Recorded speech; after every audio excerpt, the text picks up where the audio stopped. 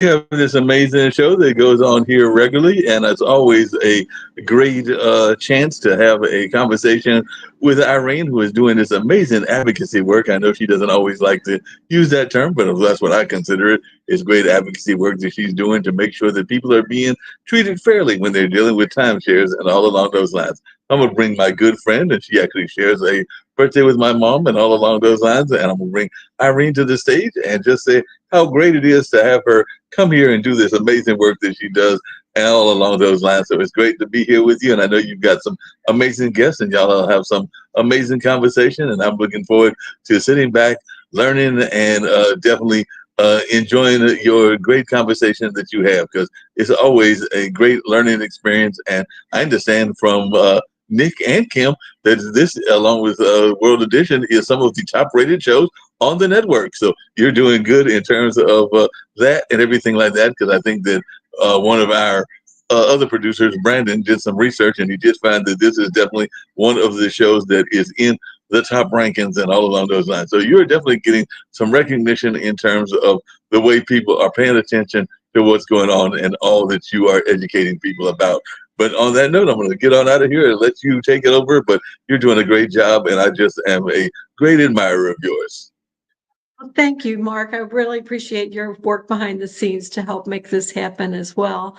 And we're hoping that Kimberly continues to recover. I said I could not do the show without Kim, but thanks to everybody that's been willing to join me on the show, the show has gone on. So thank you for that. No problem. But like I said, I'm going to move on out of the way and let you deal with your guests. So I'm going to just be in the background listening and learning. Okay, thank you for that. And as Mark said, I'm Irene Parker with Timeshare and Resort Developer Accountability. And we are on episode 79. So we hope that to get the attention of the timeshare industry to help our guests that have been struggling so much. Our first guest today is Gabriella in Texas. And I lived in Houston for a while, and it's one of my favorite states. And Gabriella purchased from Wyndham. And what's really I find pretty interesting is 3 of our 4 guests bought from 3 different developers, and both were forced to default for the same reason. We have Diana. Diana is in Illinois. And she is blessed to have an attorney general that is very supportive of consumers. And we're hoping that she purchased from Tahiti Village, a resort called Summer Point. There's quite a few Better Business complaints about Summer Point. And we have on our show Andrew. Andrew is an Air Force National Guard veteran. When we first met, he was enrolled and in the Guard and was not activated at purchase, if I understand it. So we are especially concerned about so many active duty service members that have reached out to us, finding their security clearances in jeopardy. Finally, we have Cheryl, who has been on the show before. She's going to be giving us an update. Cheryl has her career was in banking, and she loved the timeshare industry for years and years. She even sold for Blue Green. Blue Green's been acquired by Hilton, and because in the past she had no trouble offloading a timeshare, she didn't realize that there are so many resorts that don't have a responsible exit. So what we're hoping to accomplish with the show is a picture's worth 1,000 words, they say.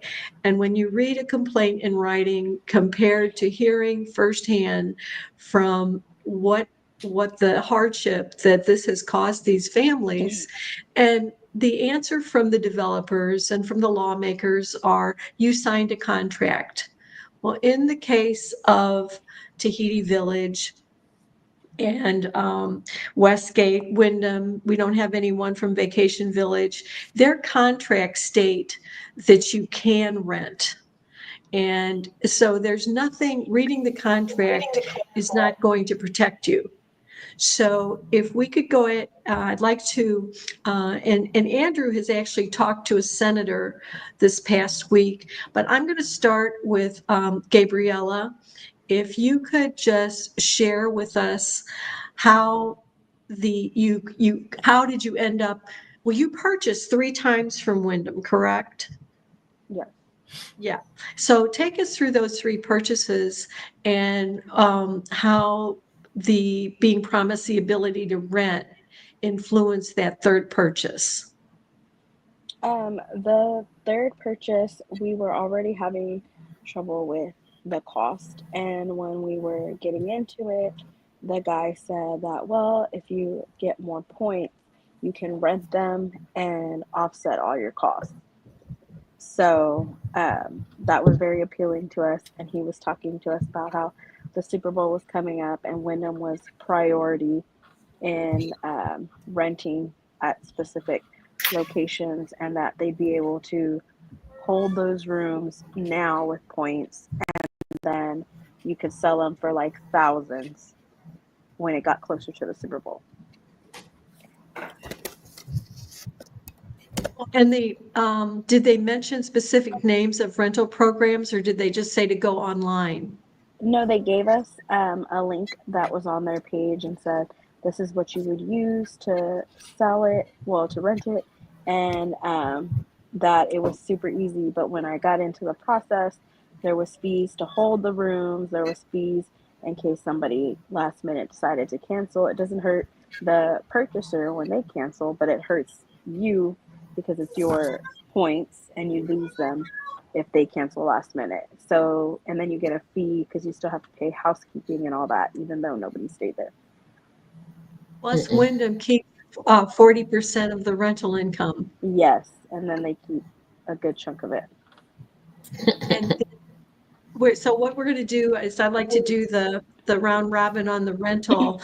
And Cheryl, thank you for being on the show today. If you can kind of, as you're a kind of a horse of a different color here because you didn't count on the ability to rent, but it's really helpful to have someone else listen to this. Now, the rental programs are called Extra Holidays and Vacation Share. And we had Tom on our show. Tom retired. He's a Florida resident. He was 23 years with the Baltimore Police Department. And he had many points. I think he had 500,000 points. That's a lot of Wyndham points. And he went into a presentation and they said, well, anybody with that many points, they usually buy some just to be able to rent out through our Extra Holidays program or Vacation Share. So he upgraded for that reason. And just for the reasons you've explained, Gabriella, it didn't work. It just didn't work. So he attended another presentation and they said, oh no, those Wyndham programs, they don't work. Call this company. And he gave them the company to call to establish a rental platform. And it worked. He was able to offset about 30% of his costs. After about a year, he received a cease and desist letter accusing him of commercial activity. Now, Gabriella, your sales agent mentioned something about commercial activity too, right? Did he say what would get you in trouble for renting? If I rented more than half my points, then that would flag it as commercial. Yeah, no, that's totally inaccurate. And then Andrew, as I mentioned, was enrolled in the Air Force National Guard. We had on our show before Megan. Megan was pregnant with her 3rd child, and her Wyndham sales agent told her, don't worry about your husband, a Marine, being deployed to a combat zone. You can rent it out and it will pay for itself. And again, and he's her husband's in line for a promotion, so they can't default, and that makes a horrible, horrible situation. Now, Diana, tell us how the details of where were you? And you were in Florida, right, Gabrielle, no, you were in Texas when you purchased. The third time Yeah. was in Florida or Texas? No, all 3 times were in Texas. The second time, they canceled my original contract because they said something was wrong with it. So I wasn't really repurchasing. It was restructuring. But it ended up being a whole lie because they did end up having me buy more points. So instead of reducing costs, it increased costs? Mm-hmm. Okay. And then after we share the details of renting, we're going to go back and talk about the where you're at in our dispute process that we advise you work directly with the resorts. So Diana, go ahead and let us know your experience. You purchased it in Las Vegas, correct? Oops, hold on a minute.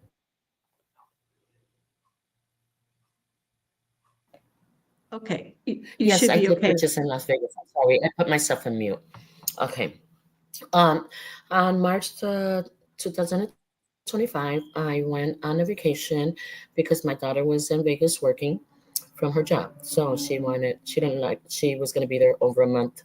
So it was spring break. So I took that vacation time, a couple of days, and went to Vegas.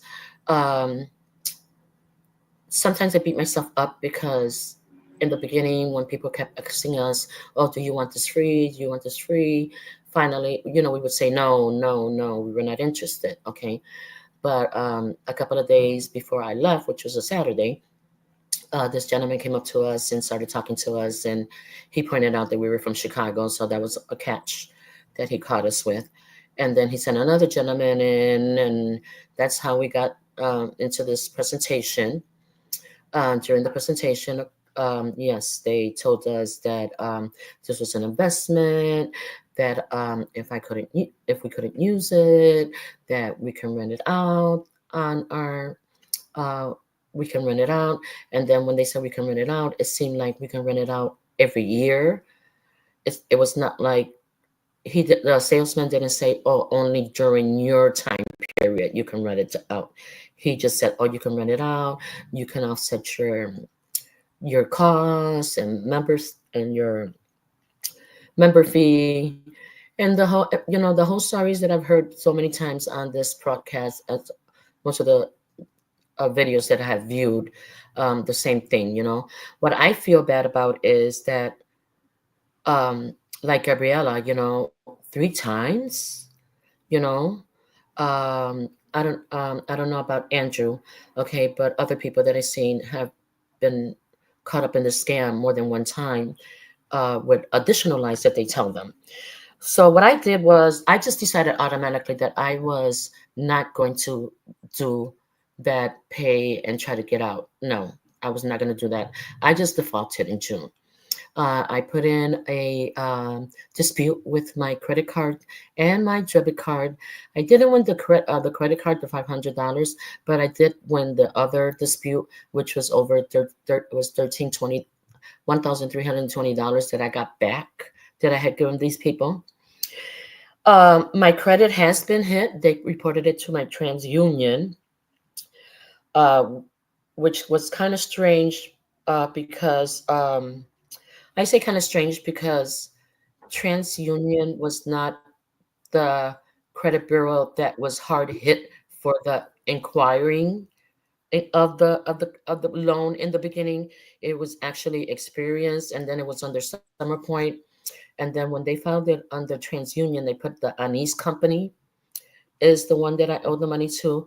And then at this point, I really don't know who I owe the money to, because the Summer Point, Solis Management and Tahiti said that they didn't sell me nothing, but the presentations happened on their premises. So how are you going to tell somebody that they didn't sell you nothing when everything happens on your premises? And I'm going to use your premises in order to obtain these services that I supposedly bought from you guys.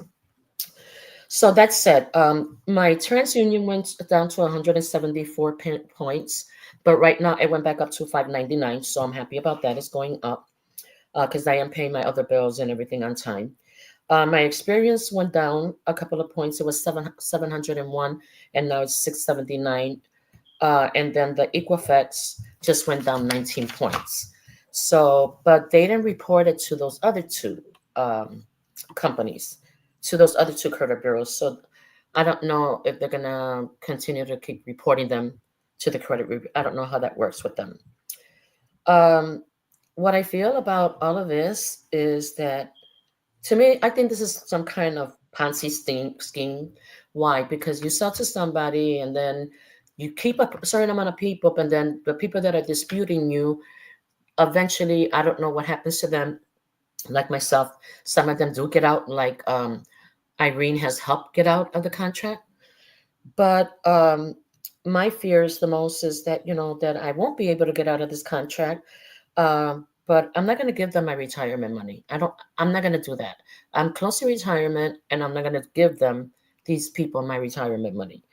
So with that said, I'm just really afraid if they would right now, because I am still employed, like garnish my money or something like that, or my daughter's money, because she's involved, unfortunately. Oh, okay, wait a minute. Let me she's stop you there. Let me stop you there, because in order to garnish wages, they would have to sue you and get a judgment in order to garnish wages. The only time I have heard of a developer suing on a note is there were about a dozen lawsuits against one law firm. If you think about it, if you have a $30,000 timeshare loan and you default, it's an unsecured debt. So it's worth nothing to you. So they foreclose, they take it back, they can sell it to somebody else tomorrow. And then if they turn around and sue you, they're doubling their money. It makes no sense. And so the law firm informed me that they were never successful. And there was another developer, a law firm out west. In other words, they were using you as a pawn to punish the law firm, because the law firm doesn't charge anything extra to defend you. And I checked with that law firm, and they said it's been quite a while. But I also have a question that you said that you purchased this from ANSY, I think ANSY is the name, and you were only at the premises of Summer Point. So who was your dispute supposed to be with?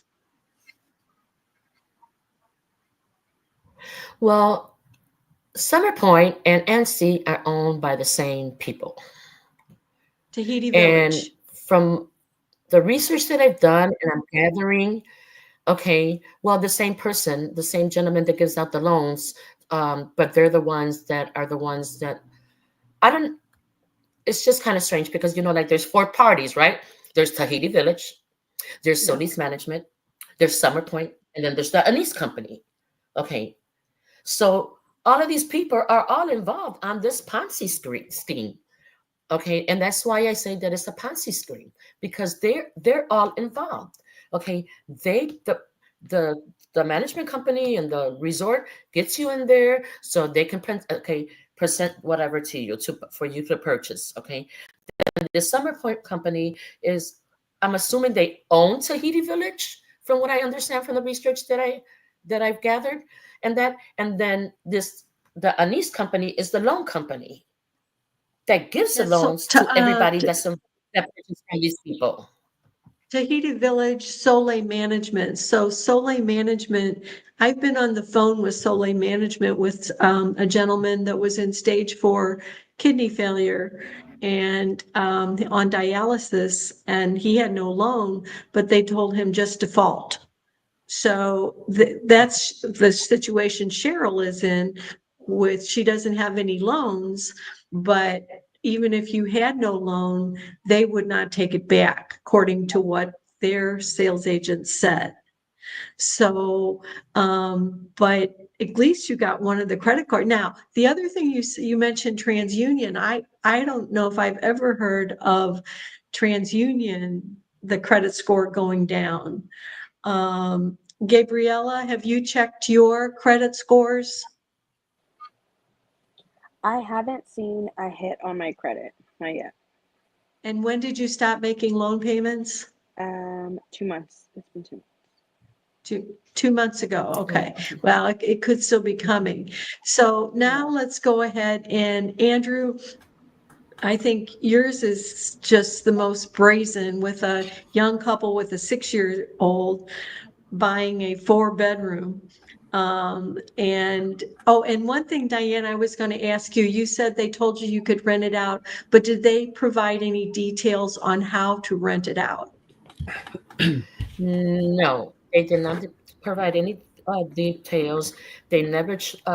They just showed us the website for the RCI, and that I think that if they really would have gone into this RCI website and showed us what it was really about, I don't think I would have never bought the timeshare, because then I would have questioned, okay, so why do I got to use these points in order to use what you're telling me that I'm purchasing?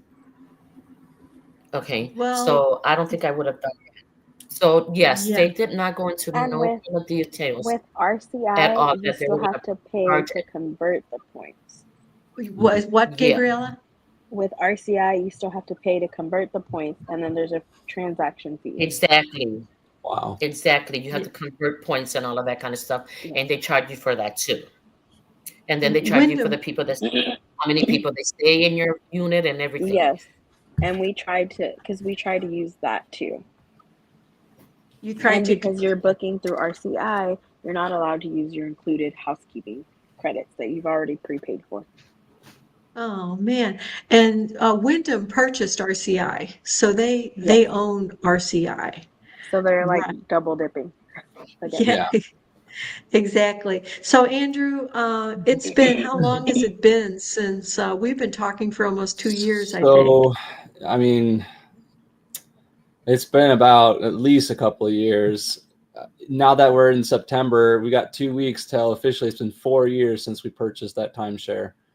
Oh. So, man, I'm just like just going through my brain, my memories of that situation. Like the biggest highlights is they pitch it to you like you're going to be a property owner, like it's going to be some huge great thing that you only have access to that unit. And they come to find out, oh, you can't actually. You aren't a property owner. They use it just to make you feel good about yourself, that your money is going to be put to good use. You're going to be investing. It's going to be a return on investment when it comes to being able to rent it. I mean, they really butter you up. And then when on closing, just a few of those highlights in closing, they're all hush hush about it. They're like, oh, just don't say this, like in the closing, don't say that, don't say this, just go through the motion, just get it signed, don't worry about it, you'll be able to do the renting thing.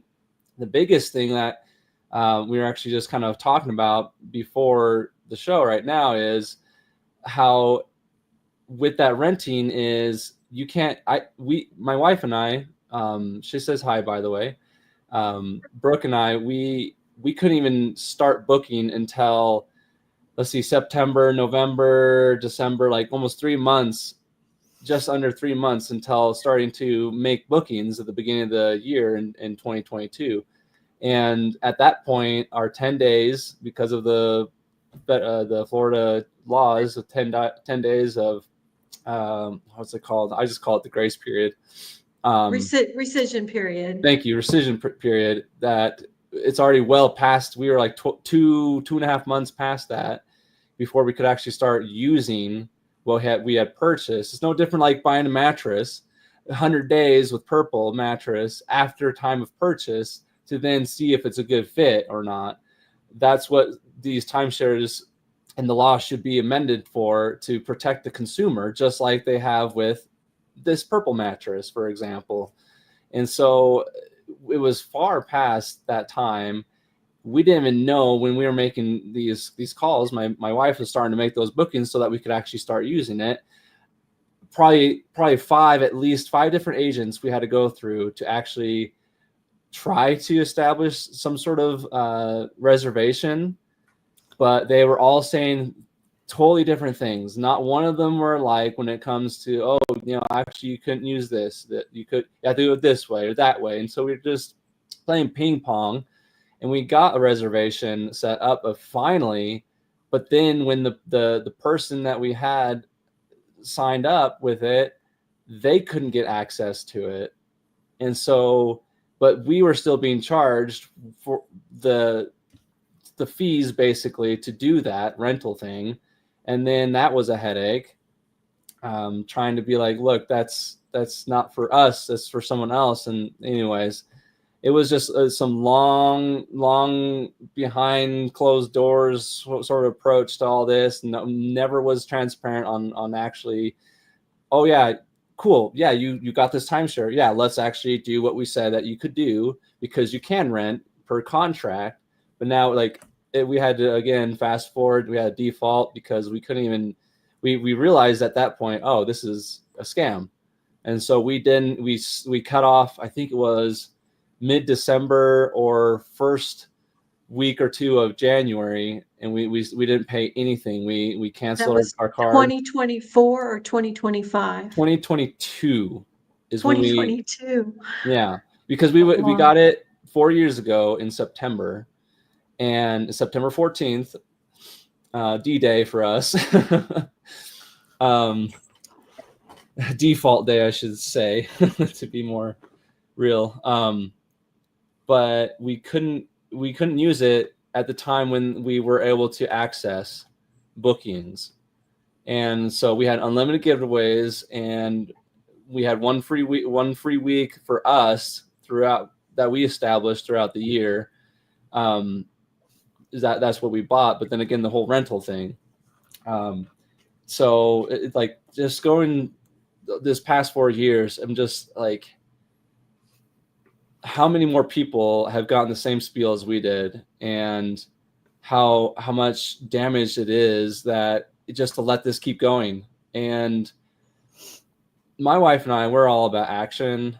And when it comes to, if you want to go onto that phone call, Irene, when I talked with Senator Wheeler, and I told him exactly how he did the normal spiel of, well, you signed a contract. Like, okay, yes, I signed a contract, but that's not helping with anything, because it states I'm able to rent. It states that we're able to use this as a source of income and a source of investment, basically. But we're not able to do any of that. And so it's not helping anyone with this. And again, going back to, we couldn't even use it even during that recession period. So we didn't even know what we have been sold when it comes to being able to be the consumer and actually use the product that we purchased until past that period. So again, you tagged on a young family of 3 with a young daughter. At the time, she was only, I think, 3. Yeah, she's only 3 at the time. And we had no need for a 4-bed, 4-bath. And we would have never purchased if we had known about, oh, well, we can't even use the darn thing that we told we could use for this purpose. And the other thing is, when I was talking, kind of going back to the senator, when I talked to him, is a bit rushed conversation. He had other things planned, which makes sense. However, he really just kind of brushed it off to the side. He's like, well, there's nothing I can do. What, do you expect me to make a law that, to help you in your contract when there's thousands others out there? I was like, no, that's not what I'm saying. I'm saying what needs to happen, and there needs to be an amendment, because we couldn't use, as I already stated, we couldn't use it until well past that recession period. And just asking for more awareness so that lawmakers can look at their own states and seeing all these, being proactive and seeing how there's these timeshares that are being used nefariously, very just scams and very hurtful to families. And I pitched in, it's like, I served 10 years in the military, and I'm not the only one out there. And so there's also, I pinpointed, I was like, there's a threat to our national security because of security clearances. I told him that, and he took a little more like seriousness on that note that I brought that up. But it was still, and I get his time is precious just like the rest of us, but there needs to be more action. And there needs to be a target on these timeshares to make these changes so that both parties are happy and not just one is getting the penny from everyone, the shiny penny, while everyone else is getting dirt. And the last thing that he did point out is, on top of the whole you sign a contract, he did say, well, let me get this really quick. I know I texted it to you, Irene, on just some highlights. He says, even if the law were to change, it still wouldn't apply or help your case. He said directly to me. And I was like, well, then, I get it because it's past that time. However, I still believe that you should be able to make a way for those who are affected to find actual real relief from these scams, because we're having to, first of all, when it comes to getting personal loans, that is very borderline hard to get. But my wife and I, we can't even get a mortgage loan because of this. And so our lifestyle, we're having to put on hold because of these like Westgate and other timeshare and other scams are having our credit held hostage, and it's flagging and red and like, oh, you can't do this. We barely even got this place that we're here now. The only reason why we were able to is because of, Irene, more the verbiage about it, but the Westgate and Steins versus Westgate. Yes. Yeah. And so we have that, and you helped us so much, Irene, with all that. And we were able to give that letter that you gave us showing that, hey, this is the situation. And then the property manager here was able to be like, okay, yeah, so that is as default. That doesn't necessarily apply with us being able to rent even. And so you're one family, but what I was able to provide is some Westgate volunteers did a public records request, and there were 585 complaints filed with the Florida Attorney General. And of those 585 complaints, almost 50% complained about being told that they could rent. Yeah. And you talked to Senator Todd Weiler, who serves on the Veterans Affairs Committee, but timeshares are regulated at the state level. Yeah. So there's a state representative. You're a resident of Utah. And Megan talked to Senator Weiler. She was told you signed a contract, but she wasn't sure how to talk back, which you were saying, but if the contract states you can rent, reading the contract doesn't protect you. And if you don't have access to the booking site, you were briefly a lead plaintiff. It was not just Steins versus Westgate. It was Steins and Andrew and Brooke versus Westgate. Yeah.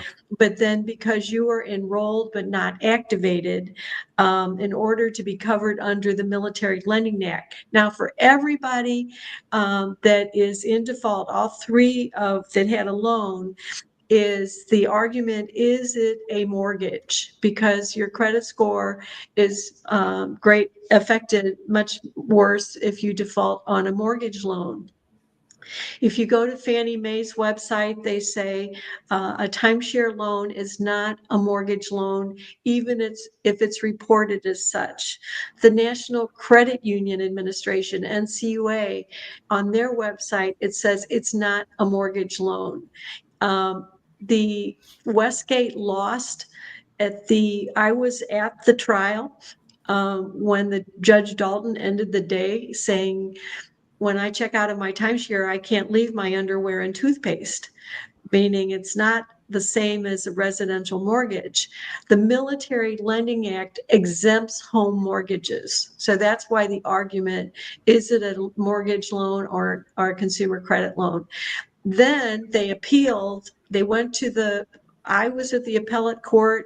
Taya, our very first guest on Timeshare Solution or Surrender, was with me. She showed up in her Army fatigues, and she's been accepted into law school, I believe. We sent a letter of recommendation for her, but the appellate court upheld that. Now, the problem is we had someone else in the Air Force stationed in Missouri, where because the loan document says mortgage, and you signed as a mortgagee and a mortgager, that it's still, because you accepted it as a mortgage, then that's why it's being reported as a mortgage. But I still, and then also, Blue Green was the first to be sued, accused of violating the Military Lending Act, and then Westgate, and then Holiday Inn, and then Wyndham. So Hilton Grand Vacation was sued, but that was voluntarily dismissed. But you would just think that some lawmaker would care about so many active duty service members. So what I'm going to do, Andrew, is I prepared a white paper that I submitted to the Department of Defense and the Federal Trade Commission, summarizing, including you, 20 active duty service members, one stationed at the Pentagon across the hall from the Inspector General, and one was a commander in the Navy, that were all had their security clearances. So I'm going to send that to Senator Weiler, and we'll also have you reach out to Utah State in addition to you and Megan. We also had Brent, who's 100% disabled, Army veteran, I believe, and he is a Utah resident as well. Now, to change the law, TARDA, our 501c4 nonprofit, is the antithesis to the American Resort Development Association, which is ARDA. And they're the ones that automatically bill your maintenance fees, saying that they lobby and support legislation to protect consumers. And I don't want to shortchange Cheryl, so let's get an update. And Cheryl, I don't have with me the 5 different timeshares that made all the sense in the world to me. You've explained on the show before. If you have any comments about what you've heard from Gabriella, Diana, and Andrew, please share them with us. And then let us know. I haven't heard from you in about, I'd say, a month, and that's a long time. If you've been able to make any progress with any of those 5 timeshares, even though you have no loan, just owe maintenance fees on them. So where are you at? I hate to admit I'm retired and I've become lazy and I haven't done anything about it. Except the only thing I did get, just so the others know a little about my story. I've been in the timeshare industry since 1980, and I had nothing but good, experiences. My dad bought in 1980, and it's still in my family. In fact, my niece inherited it, and it's still used. It's in Massachusetts on Cape Cod. Then I went to Hawaii in the early 90s, and I didn't even go to a sales presentation. I love the resort so much, I bought. I had it for almost 20 years. Uh-oh. We lost her a little bit. A big job in 2008. So the court, because I had to file bankruptcy, took Hawaii away from me. So I went for 20 years with no timeshares. And then I retired, and I met this woman, Linda Skidmore, on Facebook or something, and she was kind of a broker. She would get rid of timeshares for people. And I took actually 7, and I got rid of 2 on my own. They just took them back, no questions asked. And then I'm left with 5. And what happened is, shortly after she gave them to me, I had no mortgage. I didn't pay a penny. My car got hit twice. I was 67 when I bought them 2 years ago, 66 2 years ago. And I had never had a car accident in my life. And I got T-boned twice, once on each side within 14 months, getting a lot of injuries. So I'm not supposed to fly, and I'm not supposed to drive long distances. So I did finally get a letter from the doctor stating that. And I'm in the process of sending it to those 5 resorts. And that's about it right now. Well, we appreciate you being on the show. And one thing, Gabriella, I was able to, I always praised Wyndham because they had certified exit. So if you had no loan, they were one of the only developers they were wonderful. taking back points, and they started around November to say they're not taking weeks back. And now everybody's reporting that they have canceled certified exit. So they're referring to Timeshare Broker Associates and Fidelity to resell points. But it's just, and Cheryl, I was at our timeshare that we've had since 1984, Maui Hill. Yeah. And there are so many of these resorts that just say find a buyer, like Soleil Management, and they offer no assistance, no responsible exit. Maui Hill has the same general manager that was there when we bought, and they have an on-site real estate agent, Tom Von Rosen, who's now 81 and relies on a walker. He comes to work every day at 5:30 in the morning to catch people getting their morning coffee to see if he can sell them another week. And it's a wonderful, wonderful timeshare. We have the same unit every year, check in August 13th every year, but they have 200 resales outstanding. So they become like sinking ships. And there's some repurposing that goes on, converting some to whole units. Now, I wanted to just mention that on the 18th of August, the Timeshare Industry Lobby, ARDA, had launched a new program called the Timeshare Consumer Protection Center. And I thought, well, maybe finally they're going to do something. And unfortunately, I had our guests from last week, Cindy and Steve, that are devastated. They purchased from Holiday Inn, and they had a fixed week for 30 years. And they're current on those fees, but then they were sold points, told they could cancel at any time when they had to pay for their mother's care. They couldn't, and they were assured that if something happens, because they were worried about their mother when they purchased, she's now in hospice care at home, and they wanted to schedule one more family reunion at that fixed week. And even though they're current on maintenance fees, Holiday Inn canceled that reservation. So I had them reach out to ARDA's new Timeshare Consumer Protection Center, and this is too small to read, but all they did was say, we cannot mediate, we do not arbitrate.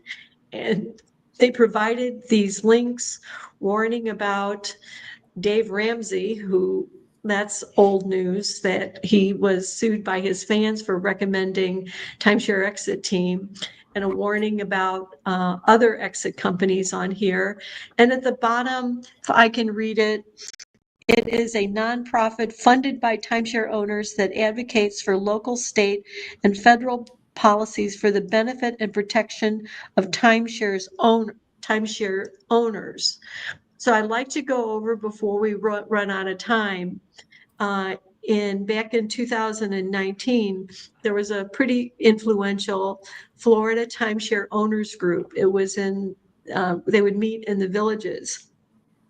And this was when legislation was proposed where they amended the Timeshare Act in Florida to make it more difficult for people to get out of contracts due to non-material errors. Well, what's material? That's a pretty wide, non-material to who? To the developer or to the owner? And so Red Week reported on this, that anybody that funds ARDA is supporting the developer's interest and not the interest of the owners. And so in 2010, ARDA was fined for not calling donations voluntary. And so now they're buried. When I went to pay my bill, there was nothing there. But if I went to account history, there was a $7 ARDA donation automatically billed. What's voluntary about that? And you have to call them to remove it, which is not that easy to do. One year I said I only want 1,250 charged, not 1,257. And the next day, my husband told me they charged $1,257. I call them back and they said that, they have to fill out a form to remove it. I couldn't believe it. In 2019, they proposed legislation that would require 24 hours before you could sign a contract with an exit company. Wesley Financial invited me to that legislative workshop. And so I was there, and the attorneys for the exit companies said, we have no problem with 24 hours, but if anybody needs 24 hours, it is the timeshare buyer. So the first state representative got up and said, do you mean to tell me that if I'm disputing a timeshare contract, I cannot retain an attorney? Because if you practice timeshare law, they were not going to allow the law firm to charge you a retainer. And so then the next representative stood up, and I should probably reach out to this representative. It was, and that was Representative Burton too. That's the same one in Utah, I think, same name, a different person. But he stood up and said, I had to file for bankruptcy to get out of my timeshare. Now, attorneys tell me that that's not a good idea because since it's a worthless asset, it's an abandoned asset, and after 7 years, you find out you still own it because it was never liquidated. So what did ARDA do? They went to Nevada, and because it went downhill from there. So they went to Nevada and they proposed the same bill. And we had a very active advocate in Nevada, and he and I had 60 owners say they opposed the bill unless the timeshare buyer was allowed 24 hours. Meanwhile, in Arizona, Representative Shauna Bullock proposed a bill that would have allowed the timeshare buyer 24 hours to cancel the contract. That bill passed the House 100%. It got to the Senate, and Don Isaacson, the lobbyist for ARDA, stood up and said, it's not the state's responsibility to protect people who don't take the time to understand the product. I mean, think about that. Gabriella, Diana, Andrew, that you're paying them $5 million a year, and that's what they're saying. And then Senator Michelle Ungenti-Rita, I thought I'd see a check fall out of her purse. She said, these people are adults. There was a meeting of the minds and they signed a contract. They should take responsibility. I found an article where she was sitting being deposed because she was laying on the bar and another lobbyist was drinking alcohol out of her navel, and she was then sexting. This was all on the deposition, saying that you folks are irresponsible. Now, and then we had one of the board members of ARDA applauding North Carolina because you no longer need a real estate license to sell timeshare in North Carolina. Now, I'm sure they must do something that protects, if the interest, like Puerto Rico, I think was going to slap on some kind of $300 timeshare fee, exchange fee. So if it's an interest that protects both the developer and the owner, I'm sure there's been some positive developments for owners. So what I'd like for Gabrielle, Diana, and Andrew, all three of you to do, and Cheryl, you could do this as well because they have their responsible exit website, and here you're faced with 5 developers with no responsible exit, to ask them why they cannot use some of that $5 million a year to amend the Timeshare Act in Florida so that the rescission period would begin when you had access to the booking site, because we had somebody on the show that was sold 2,000 Marriott points because they spend 2 months in South Carolina at Myrtle Beach every year. Snowbirds from Pennsylvania. Sean was on our show last week, and for 2,000 points, you're lucky to get 2 or 3 days with Marriott. So the same thing, reading there's nothing to protect you. Now, Gabriella, were you able to look up, Texas does have a Timeshare Act. Were you able to find out who the lawmaker is in your neighborhood? It's AJ Louderback. I've left a couple messages. I haven't heard anything back yet. I've even emailed. You did email them? Mm-hmm. Okay. And now I forgot if you said, have you checked your credit score? Yes, I haven't had a hit. Yeah, that's right. You have not had a hit yet. Okay. And Andrew, where is your credit score at now? So my score is mine wasn't the one that got hit, is my wife's. Mine started dipping low because we had it's like 750 right now. That's not bad. So not bad, but my wife's got hit the hardest because she was the primary when it came to all that credit stuff. And so hers, I don't even know what it is. It's like below 500, I think. Like mid 550 or something like that. Excuse me, Andrew, and it's still below 500? Yeah. Your wife's after 2 years? I don't remember what it is right now. It might be now peaked up to the 600s, but I know that's like hers got hit the hardest, and so she's unable to get loans or any sort of credit line at all because of the Westgate. And tell us a little, as long as this is Labor Day, so that you live in? I'm sorry. What was that? I'm sorry, Diana. Say that again. My question to Andrew is that because of the state that you live in, because of the laws in Utah? Because every state, like Irene said. Yeah, so on that part, because we bought it in Florida and we live in Utah, and we've lived in Utah since. We haven't moved out of Utah.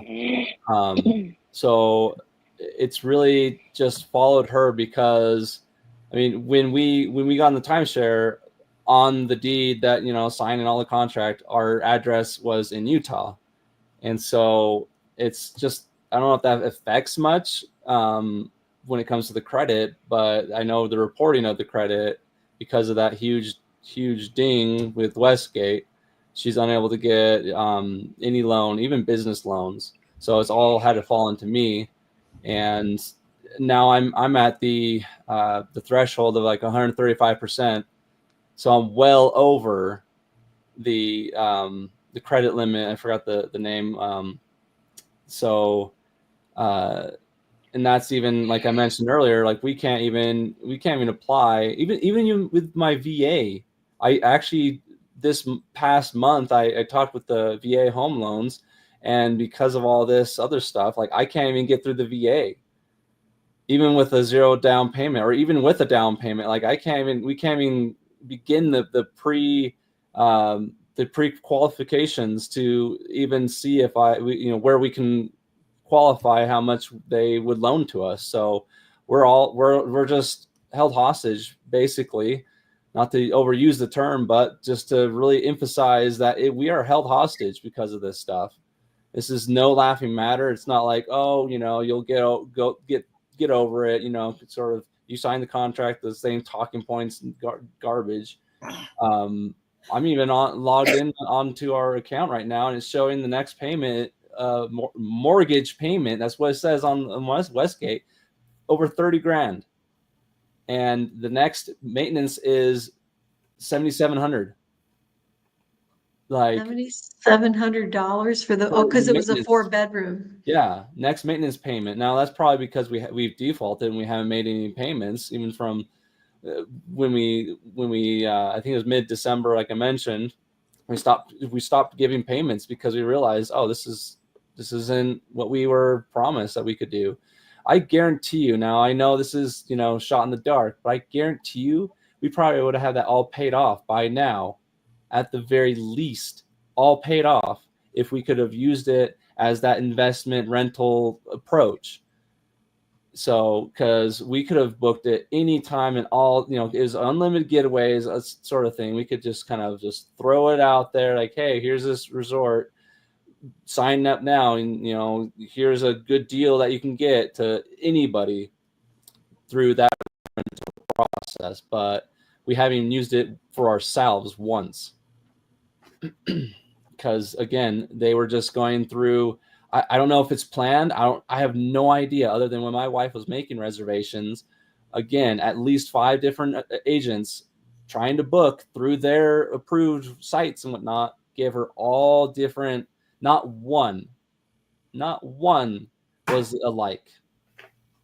Well, and when I was at the trial of Steins versus Westgate, one of their witnesses was patting themselves on the back that some of their best executives are veterans, and they support the veterans by giving away 1,500 weekends. And if they support the veterans, how can they not be moved by someone that devoted 10 years of your life to the Air Force National Guard? And when you talk to the security clearance people in the Army, in the Air Force, it's JAG, right? Yes. Yeah. What happened when you reached out to JAG? Gosh, that was a while ago. That was in 20. So I was on my second enlistment, and I had to separate because I had concerns, and I was worried about the timeshare affecting my security clearance, and that was like the biggest factor of it all. But in 2022, I had a year prior to re-enlisting, and I was already up at 10 years for my security clearance. And so I had to renew that. And that's where it started all this. I believe it was I began around June, because that was the time period for my the time in service for ETS in 2023. So a year leading up to that, June, and I think it was up till like September when I started realizing, talking to some of my supervisors, and they're saying, hey, you need to talk to JAG. So I talked to JAG, and they were saying this could be an issue. I don't have anything in writing. I didn't even think of it at that time. I was really worried. I was honestly panicking, because this is 10 years dedicated my life. And it does get me emotional, but I'll try to keep it contained. I say that, yeah, and that's easier said than done, but. And, I appreciate you so much being on here. We had Ryan on the show just a couple weeks ago, and we've had a number of active duty service members. We had Rhonda on, if it wasn't last week, the week before. Her and her husband both have security clearances, and she stopped making payments about over a year ago, and her credit score is back up to 815. So hang in there. It's not the end of the world. I really would like to approach the VA on that VA loan myself and say, with all of these developers sued for violating the Military Lending Act and the harm that this is doing to our armed forces, surely they have to listen. But I appreciate everybody on the show has been so proactive and has just taken the ball and run with it as far as trying to make a difference. So going forward, let's have you all reach out to ARDA's Timeshare Consumer Protection Center, and don't accept their automatic response as the end of the discussion, and ask them why they can't propose some legislation that would require, at least if the contract says that you can rent, that you should not count on the ability to rent because we're just hearing over and over. So we're down to a minute left. Well, not even, but Gabriella, you have any final comments to make?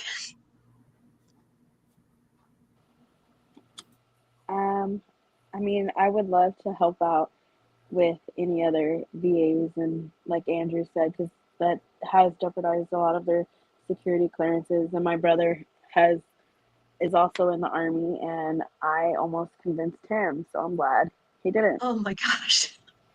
But you know, just I hope we can all just stick to it and be able to get through on the other side.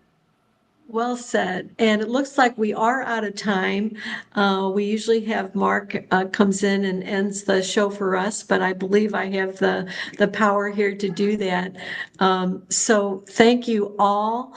And especially Andrew, you've been on the show 2 or 3 times. Here comes Mark. So he's going to close us out here. Thank you, Mark. No problem. Yeah, y'all were doing a Thank great you, conversation. I was Irene. listening and definitely learning a lot and all along those lines. But yeah, we're getting ready to wrap up the show and get ready to some of our other shows. It is Labor Day, so I know a lot of folks are getting ready to get to their labor celebrations and all along those lines. So definitely, I know we'll be back next week. Some of the shows have been reruns today and all along those lines, but definitely hope everybody will enjoy a good Labor Day. And even if you're dealing with these hard-hitting issues, that you can get out and at least enjoy some good times. I know that here in North Carolina, it's very much a lovely day, and all along those lines, I don't have any picnic plans, but maybe Gabriella or Andrew or others got some plans to get out and all along those lines, since maybe and enjoy a picnic. I know that on our Latin show, they were going to have a pig pick, and the 2 hosts who are going to meet together and do a whole pig pick. And so we'll see what's going on with y'all. But good right now. Hope everybody has a great one, and we'll be back next week with more of this very profound discussion that you do on a regular basis. Thank you. Thank you all. Thank you. Thank Happy you. Labor Day. Bye, everybody.